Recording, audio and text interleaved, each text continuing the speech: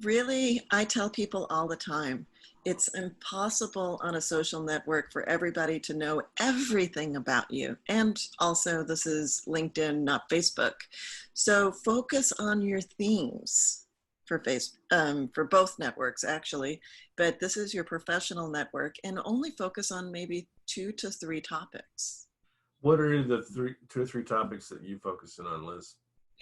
Generally speaking, it's marketing, and also and different parts within marketing. And then I save one of those themes for whatever a client I'm promoting at the time that needs more. So for instance, I talk a little more about cybersecurity and technology, since I have clients right now in the smart building space and in the cybersecurity market.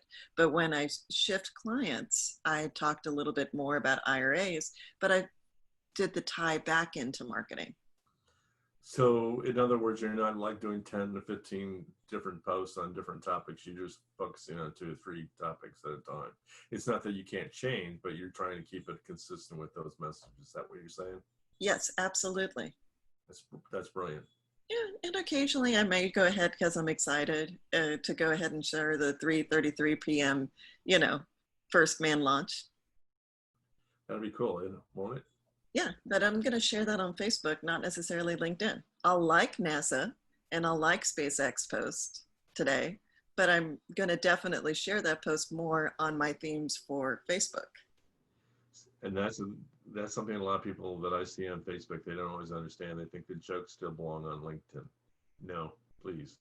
And there's a nice little button that says hide this post. And sometimes after I've hidden that person's post 2 or 3 times, I say, stop following this person. Okay, so Roy Sabetti said, how do you choose different themes for different platforms? Can I answer that question? Go ahead. Okay. I look at Facebook as my personal page. This is where I share pictures of my children. I tend to avoid the political stuff on Facebook. I have a lot of friends that don't always agree with me on my politics. Twitter is where I do express my political thoughts and, correspond with people about politics. And LinkedIn, never ever will I put anything on politics on LinkedIn. I'd like to, but I just want to keep my brand consistent with the idea that I'm working on helping people to improve their LinkedIn output. So that's how I look at the branding opportunities for those 3 major networks. Yeah, and I'm going to do a hand slap for myself because I already made that mistake earlier on, about 10 years ago, right around the Lady Gaga meat dress experience. Yeah. Because I was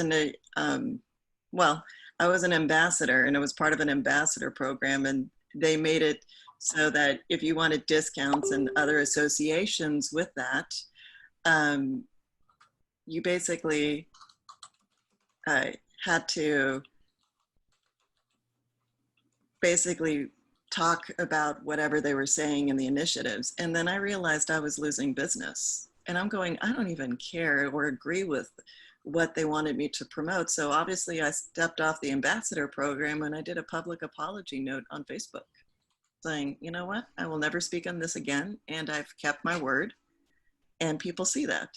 And the thing is, you get to be known for. So do you want to be known as a divisive person? Because generally, right, or a builder.